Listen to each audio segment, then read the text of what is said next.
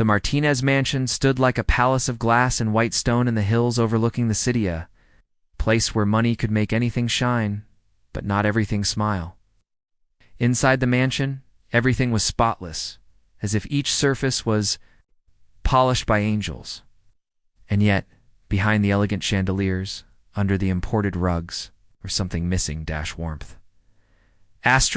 Vivien Martinez was a woman of sharp angles both in her appearance and her personality. With a diamond smile and a heart seemingly carved from the same stone, she ran her household like a military base. Her husband, Gerald Martinez, a billionaire tech magnate, barely noticed the humans in his house anymore. He only saw algorithms, charts, and bottom lines. The mansion had become more of a trophy case than a home until she arrived. Her name was Rose Young, worn, quiet. She came with a backpack of folded uniforms, a heart too shy to speak, and a daughter clinging to her. Sighed like a shadow. "I'm here for the live-in position," Rosa whispered at the grand gate, the hot wind curling around her. She barely reached the butler's shoulders. Her clothes were second-hand. Her shoes had seen better days, but her back was straight, and her eyes said more than her words ever did. The daughter was no older than 16, alert and unusually silent. She had wide ocean-blue eyes that didn't seem to fit her face, eyes that didn't seem to belong to anyone in this country, let alone in this world. The butler, Mr. Hastings. A gentleman with old-fashioned dignity stared at the girl longer than necessary but said nothing. He led them inside. Vivien didn't look up from her phone as she signed the contract. "She'll clean, cook, and stay out of the West Wing," she said flatly. "You get 2 meals a day.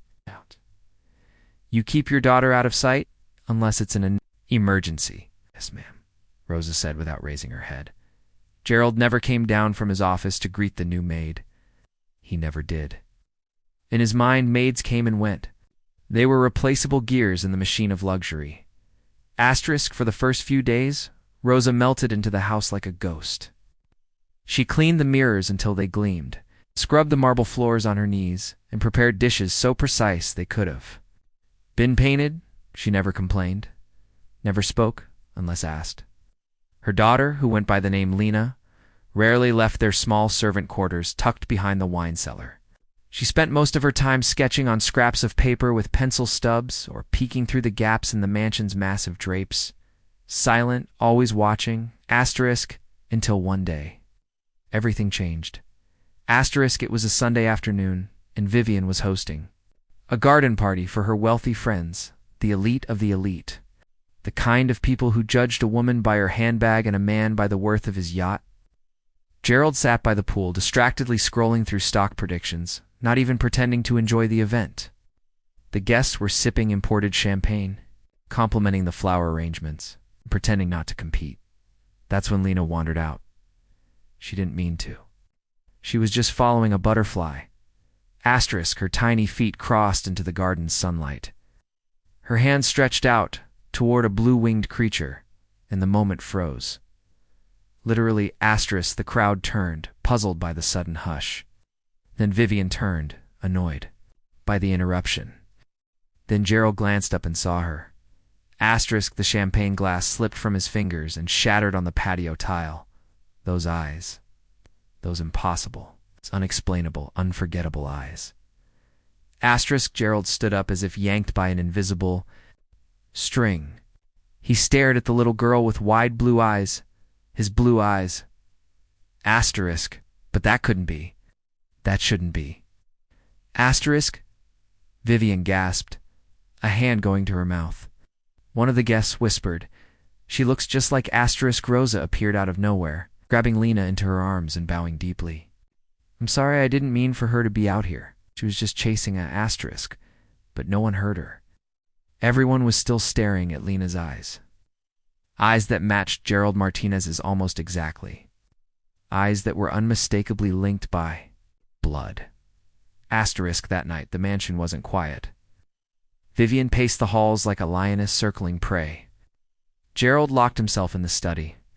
Rosa wept silently behind her locked servant room door, rocking her daughter and whispering, "I should have. Never come here. Asterisk the next morning. Gerald called for Rosa. Asterisk in the grand library walls lined with leather-bound books he'd never read. He sat behind a desk large enough to sleep on, staring at Rosa like she was a riddle he couldn't solve. Asterisk, she has my eyes, he said. Explain that. Asterisk Rosa said nothing. Her hands trembled.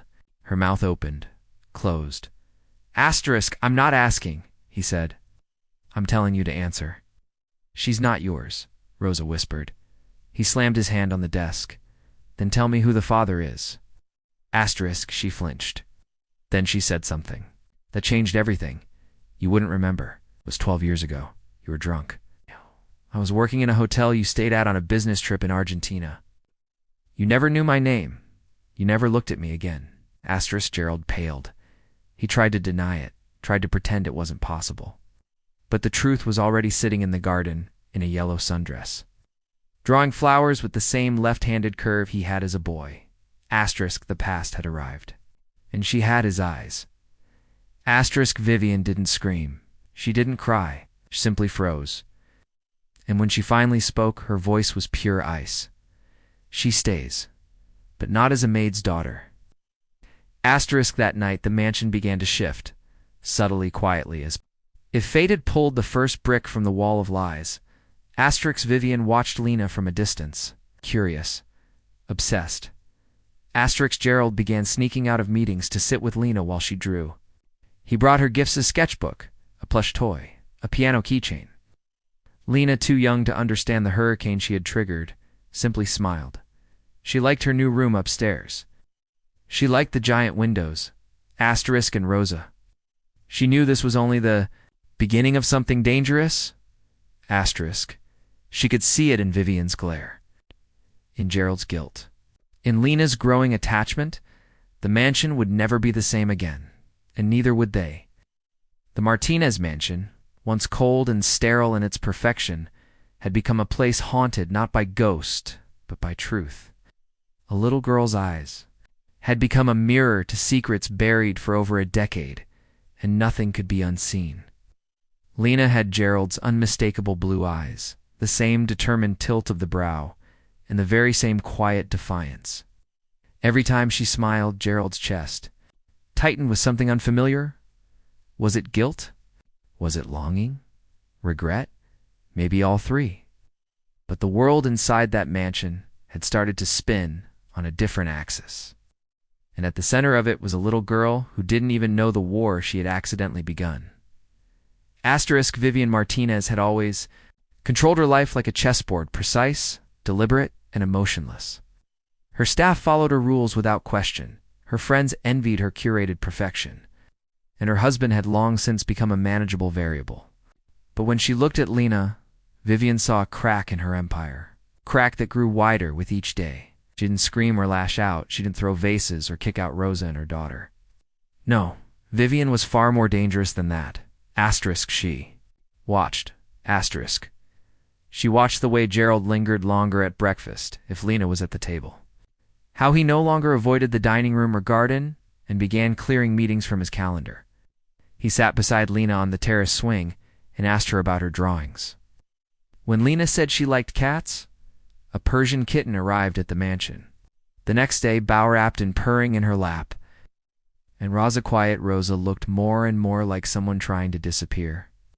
The glimmer of warmth she had briefly shown faded fast. She began avoiding Gerald entirely, returning to her maid. Duties like nothing had changed. Asterisk, but everything had changed. Whispers started among the staff. The butler Hastings noticed Gerald's late-night visits to Lena's room with bedtime stories. The chef observed Rosa's trembling hands when preparing the family's meals.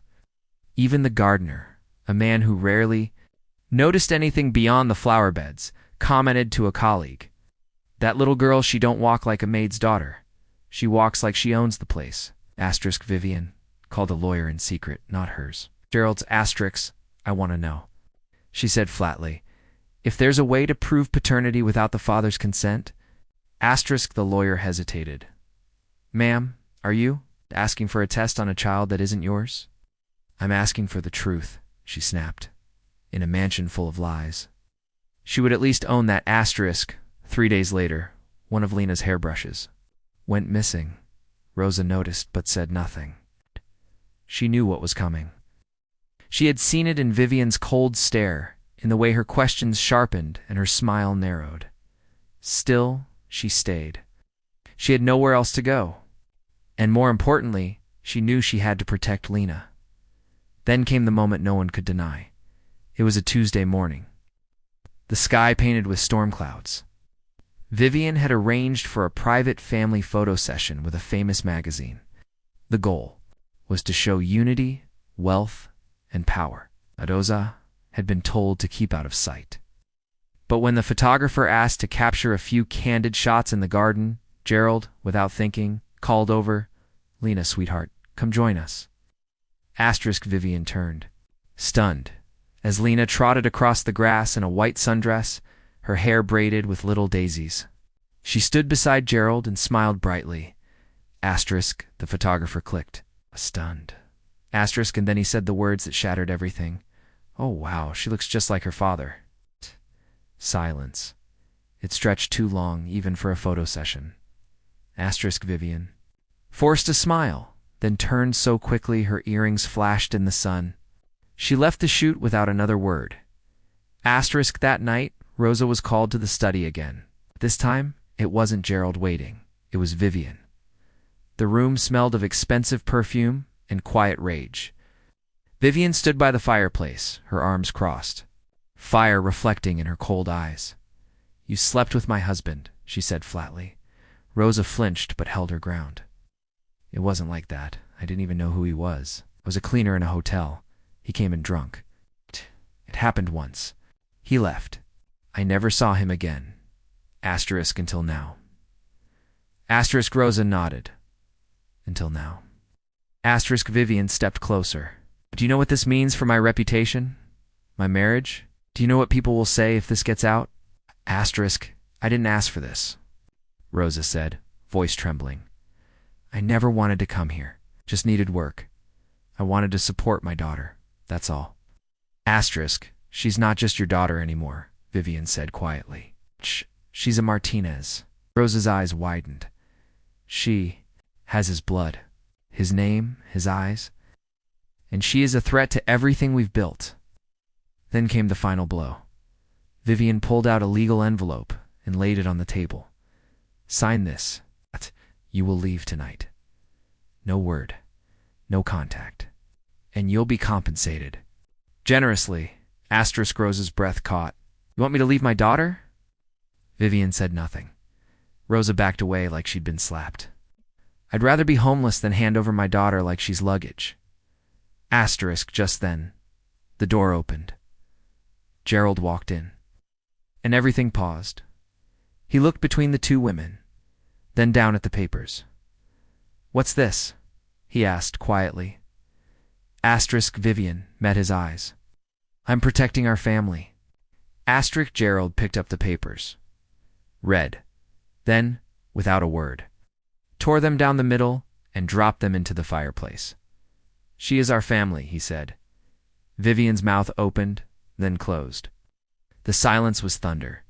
That night, a new war began. In the mansion, Gerald hired his own lawyer and filed for joint guardianship. He moved Rosa and Lena into a guest wing, upgraded their rooms, and publicly acknowledged Lena as his daughter. The tabloids exploded. Tech billionaire admits love. Child. Martinez. Scandal. Secret daughter discovered living as Maid's child. Vivien's world began to collapse. She filed for divorce. Took half of everything. But what she couldn't take, what burned her most, was the growing bond between Gerald and Lena. The way Lena ran into his arms. The way he laughed again. For the first time in years, the way Rosa began to smile more, her eyes finally free from fear. Months passed. Seasons turned. Gerald resigned as CEO, saying, "I built an empire, but I missed building a family." Rosa opened a small art center for underprivileged kids, funded entirely by Gerald's new foundation. Vivien disappeared from the headlines. Rumor had it she moved abroad, chasing silence and reputation. Asterisk, but inside a peaceful little home in the valley, a far cry from the cold mansion, a girl named Lena painted butterflies, played with her kitten, and slept soundly each night, wrapped in the arms of a mother who never gave up, and a father who had finally opened his eyes. Asterisk, all because one day, two millionaires hired a maid and froze when they saw the truth staring back at them, right through her daughter's eyes. Asterisk.